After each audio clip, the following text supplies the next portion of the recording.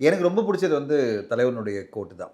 Okay. "காலம் பேசாது, காத்திருந்து பதில் சொல்லும்" அப்படின்ட்டு மனப்பாடமா வச்சுக்கணும். எப்பவுமே வந்து காலம் உடனே பேசாது. இப்ப நம்ம வந்து நம்ம ஹர்ட் ஆறோம்னு வச்சுக்கங்களேன், உடனே நம்ம பேசாது. காத்திருந்து பதில் சொல்லும். அது நம்ப யார் நம்மளுக்கு தீங்கு பண்ணாலும், அது வந்து காலம் வந்து கண்டிப்பா பதில் சொல்லும். ஏதோ ஒரு வகையில உங்களுக்கு அதுக்கான ஒரு வினை, எதிர்வினை கண்டிப்பா வரும். அத வந்து லா ஆஃப் இது என்ன சொல்றேன்னா, அட்ராக்ஷன் என்ன சொல்றேன்னா, every action will have equal and opposite reaction சொல்ற மாரி தான் எல்லாத்துக்கும் வந்து ஒரு பதில்வினை கண்டிப்பா கிடைக்கும். எனக்கு என்ன ஆச்சுன்னா, நேத்து அத நான் ஏன் ட்வீட் பண்ணேன்னா, எனக்கு தேவையில்லாம ரஜினி சார் அத இழுத்தாங்கன்றது தான் எனக்கு கோவம். நம்ம வந்து ஒரு நல்லா போயிட்டுருக்கு.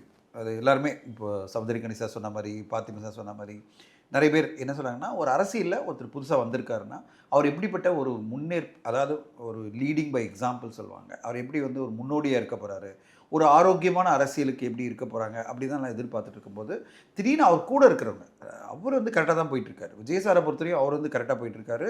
இன்க்ளூடிங் அவர் சொல்றதெல்லாம் எனக்கு ரொம்ப பிடிக்கும். "ஸ்டாலின் சார்" அப்படின்னுவாரு. அதெல்லாம் வந்து அவருடைய தனித்துவம் அது. அது வந்து எங்கேயுமே யாரையும் குறைச்சு மதிப்பிடாம கரெக்ட்டா அவர் போயிட்டுருக்காரு. கூட இருக்கிறவங்கலாம் ஏதோ இவங்களே விஜய் சார் மாரி நெனச்சுக்கிட்டு பேசுறது தான் எனக்கு ரொம்ப கோவம். விஜய் சார் அவருக்கான ஒரு மாஸ் அது. அவருக்கு பின்னால நம்ம நிழல்ல நிக்கிறோம் வச்சுக்கங்களேன், அந்த நிழல்ல தான் நம்ம பிஹேவ் பண்ணணும். நம்ம வந்து வாய் இருக்குன்னு எதுவும் பேசக்கூடாது. நம்ம நிழல்னு அர்த்தம் அவருடைய ஷேடோ இல்லன்னா நம்ம யாருமே கிடையாது. இப்போ விஜய் சாரோட ஷேடோ இல்லன்னா, ஆதவ அர்ஜுனான்னு யாருக்குமே தெரியாது.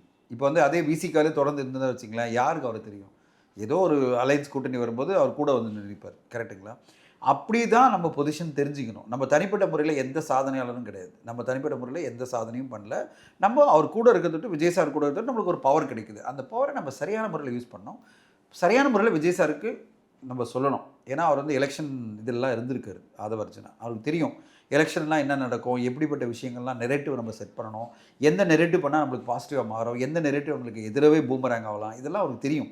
அத கரெக்ட்டான வழிமுறை பண்ணாருன்னா பிரச்சனை கிடையாது. இவரே இறங்கி களத்தில இறங்கி தேவையில்லாத நெகட்டிவ் எல்லாம் பேசி, இருக்கிற எல்லா ஃபேன்ஸையும் வந்து எதிர திருப்பி விட்டாருன்னா, அது என்ன ஆகும்?